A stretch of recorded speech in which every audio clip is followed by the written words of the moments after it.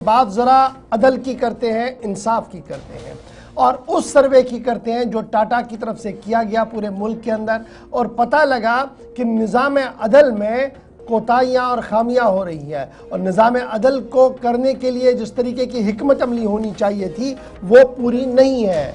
भारत के अंदर justice report, Indian justice report release कर दी गई है और ये रिपोर्ट हर साल आती है और इस रिपोर्ट के हिसाब से हमारे पास पर मिलियन, 1 मिलियन आबादी के हिसाब से हमारे पास टोटल 21 जज साहिबान हैं।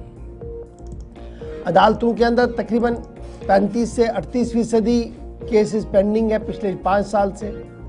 और बड़ी बात यह है कि सन 1987 में लॉ कमीशन ने जो रिकमेंडेशंस की थी उन रिकमेंडेशंस ने अभी जम्मू कश्मीर समेत मुल्क की दीगर रियासतों ने देखा भी नहीं।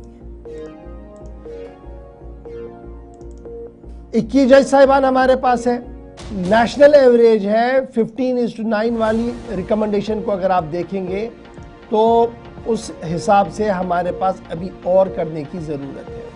इंडियन जस्टिस रिपोर्ट जिसे Tata trust in collaboration with मुख्तलिफ सिविल सोसाइटी और ऑर्गेनाइजेशन तैयार किया है, उसमें उन्होंने इस बात का खुलासा पेश किया है और आगे ये भी कहा है कि 14 जज पर मिलियन होने चाहिए सबऑर्डिनेट कोर्ट्स के अंदर, लेकिन वहाँ पर भी हमारी कमी है और इस कमी को पूरा करने की अशद ज़रूरत है।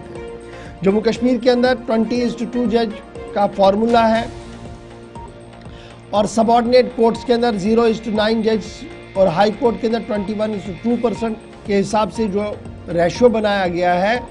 और ये मुल्की निज़ाम के साथ अगर आप देखेंगे तो कदरे बेहतर आएगा, लेकिन जो लॉ कमीशन की सिफारिशात है उस हिसाब से बहुत कम है। मजीद क्या कुछ है इस रिपोर्ट के अंदर, शिल्पा शर्मा हमारे साथ है। शिल्पा, ये ज़रा बताइएगा, ये जो इंडियन जस्टिस रिपोर्ट रिलीज़ की गई है टाटा की तरफ से, इसमें मजीद क्या कुछ कहा गया, पूरे देश के लिए भी क्या कुछ है और जम्मू कश्मीर यूनियन टेरिटरी और लद्दाख के हवाले से क्या कुछ बात है?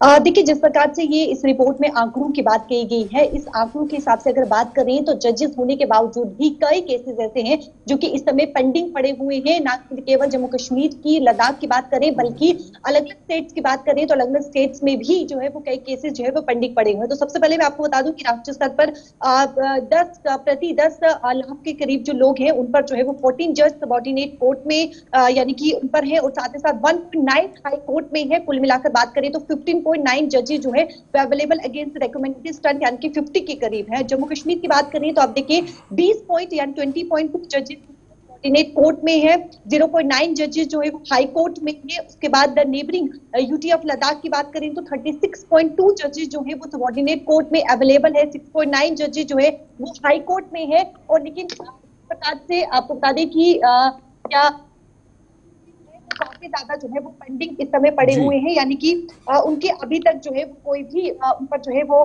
हल जो है वो नहीं हो पाया है। तो मैं आपको बता दूं कि अगर हम बात करें जिस प्रकार से हाई कोर्ट की, तो बताया गया है, एनालिसिस जो किया गया है हाई कोर्ट का फरवरी 1, 2025 तक किया गया है। साथ ही साथ जो सबऑर्डिनेट केसेस है उनके एनालिसिस यानी कि विश्लेषण जो है वो 30 जनवरी 2025 तक किया गया है। देखिए, अब यहाँ पर 22 स्टेट यानी कि 25 से 22 स्टेट की अगर मैं बात करूं तो 22 स्टेट में जो बताया गया है कि केसेस सबऑर्डिनेट केस में पेंडिंग पड़े हुए हैं अबव 3 ईयर्स, यानी कि 3 साल से वहां पर केसेस पेंडिंग पड़े हुए हैं।